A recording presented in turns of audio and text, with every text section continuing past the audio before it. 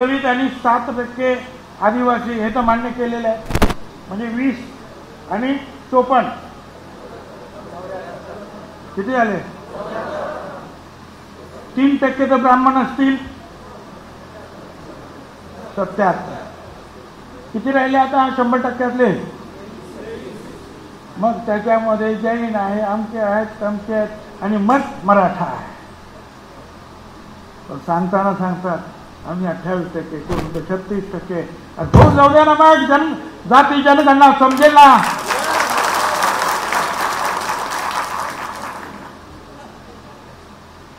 चुकीचे आकडे फेकतात तोंडावर. आणि आपण सुद्धा काही अभ्यास करत नाही. आम्ही बोललं पाहिजे सगळ्यांनी, कोणी बोलत नाही. आमचे सुद्धा खूप आमदार आहेत, मंत्री आहेत. आपण म्हणतो का ते बोलत नाही? अरे बोलत नाही याच्यासाठी, कारण दलित आदिवासी जे आमदार खासदार येतात त्यांना आरक्षणामधून जागा मिळते. आणि आम्ही जे आहेत ओबीसी वाले, आम्हाला ओपनमध्ये लढावं लागतं. आणि ओपनमध्ये आम्हाला मराठा समाजाची मतं पाहिजे असतात, म्हणून आम्ही बोलत नाही. पण माझं म्हणणं आहे की मी मराठा समाजाच्या विरुद्ध नाही. मराठा समाजाला वेगळं आरक्षण घ्या, त्याच्यात तुमचा फायदा आहे. आता जे MPSCचे आणि मेडिकलचे रिझल्ट आले त्याच्यामध्ये कट ऑफ पॉईंट कमी आहे बाकीच्यांचा, त्यांना मिळाल्या जागा. आणि ओबीसीचा कट ऑफ पॉईंट आणखी वरती गेला, म्हणजे खूप मार्क्स पाहिजे त्यांच्यापेक्षा, तरच आरक्षण त्या ओबीसीमध्ये तुम्हाला मेडिकल आणि MPSC मध्ये जागा. अरे फायदा त्याच्यात आहे. म्हणून मी विचारलं 4 दिवसापूर्वी, कोणीतरी शहाण्या माणसाने आम्हाला सांगा रे की फायदा कशात आहे?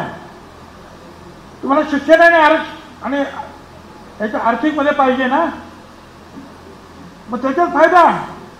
बरं, विद्यार्थ्यांना शैक्षणिकदृष्ट्या मदत आज ओबीसी पेक्षाही जास्त मदत मराठा समाजाला मिळते आहे. जी फी ओबीसीला आहे तीच फी मराठा समाजाला, जी स्कॉलरशिप त्यांना तीच मराठा समाजाला आहे. एवढंच नाही, त्यांना सगळी वसतिगृह सगळीकडे मिळाली. मुलींचं वेगळं, मुलांचं वेगळं. त्यांच्या कार्यालयाला जागा फुकट मिळाल्या. ओबीसीच्या कार्यालयात जागा फुकट मिळत नाहीत.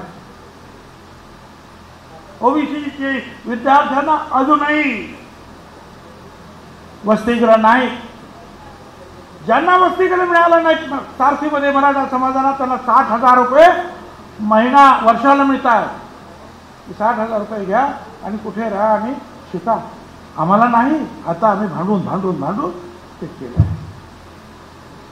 म्हणून मी नेहमी त्यांना सांगतो, उलट आहे आता मंत्रिमंडळात की बाबांनो, त्यांना जे देतात ते आम्हाला ओबीसीला द्या. ही उलटी मागणी आहे आमची. आणि म्हणून 23 जानेवारी 24ला काहीतरी एक GR निघाला की मुख्य सचिव आणि इतर जे सचिव त्यांची कमिटी, आणि त्यांनी हे बघावं की सगळ्यांना सारखं तरी मिळालं पाहिजे. अरे कसला काय गुंडाळून ठेवलं त्याला? यांच्याकडे चालू आहे. शेवटी मी भांडलो परत, आणि आमची सुद्धा समिती करा. त्यावेळेला ही जी आहे ही समिती ओबीसी समिती सुरू झाली. आणि ओबीसी समिती सुरू झाली, 2 मीटिंग झाल्या, मोकळपणाने बोलायला मिळालं. कारण मी जे काय बोलतो आहे ते विधानसभेत सुद्धा बोललो, ज्यावेळेला मी मंत्री नव्हतो होता मार्चमध्ये बजेट सेशनच्या वेळेला, पण लक्ष दिलं नाही. आता मोकळेपणाने बोलतो, सगळ्यांचं लक्ष आहे.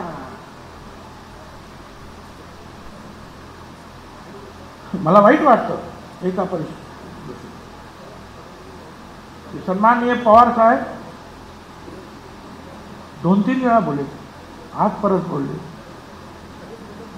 मी बोलणार ना, त्यांनी आम्हाला आरक्षण लागू केलं, आम्ही त्यांचे 100 वेळा आभार मानले. पण ते म्हणतात, बघा मराठा समाजाच्या समितीमध्ये एक ओबीसी आहे, म्हणजे कोणते? गिरीश महाजन. बाकी सगळे ते. आता तिथे काय गिरीश महाजन करतात त्यांना किती व्हॉइस आहे, आवाज आहे त्यांचा माहीत नाही मला. आणि इथे ओबीसी मध्ये एकाच जाती एकाच समाजाचे लोक आहेत. पवार साहेब तुम्ही म्हणता ते बरोबर आहे, पण पवार साहेब ज्या वेळेला उद्धव ठाकरे मुख्यमंत्री होते त्यावेळेला मराठा समाजासाठी समिती निर्माण झाली. तुमच्या हातात होतं. राष्ट्रवादी काँग्रेस पक्षाचे तुम्ही अध्यक्ष आणि तुम्हीच आमदार मंत्री वगैरे जे काय होते त्यांच्या दृष्टीने तुम्ही निर्णय घेत होता. तुम्ही त्या मराठा समितीमध्ये अजितदादा पवार आणि जयंतराव पाटील यांना पाठवलं. शिवसेनेतर्फे एकनाथराव शिंदे आणि सुभाष देसाई गेले. काँग्रेसतर्फे बाळासाहेब थोरात आणि अशोक चव्हाण गेले. का नाही आपण म्हटले अरे एका समाजाची कशी समिती करता रे, घ्या ना कोणतरी ओबीसी, घ्या ना. ते गेल्यानंतर परत मग त्याच मार्गाने चंद्रकांत दादा पाटील यांची मराठा समिती आली. त्यांनी झटाझट निर्णय घेतले. आणि किती निर्णय, म्हणजे आमच्या ओबीसी महामंडळाला जिथे आता हे अध्यक्ष होते आमचे बापू भुजबळ, झाले त्याला 15-20 वर्ष.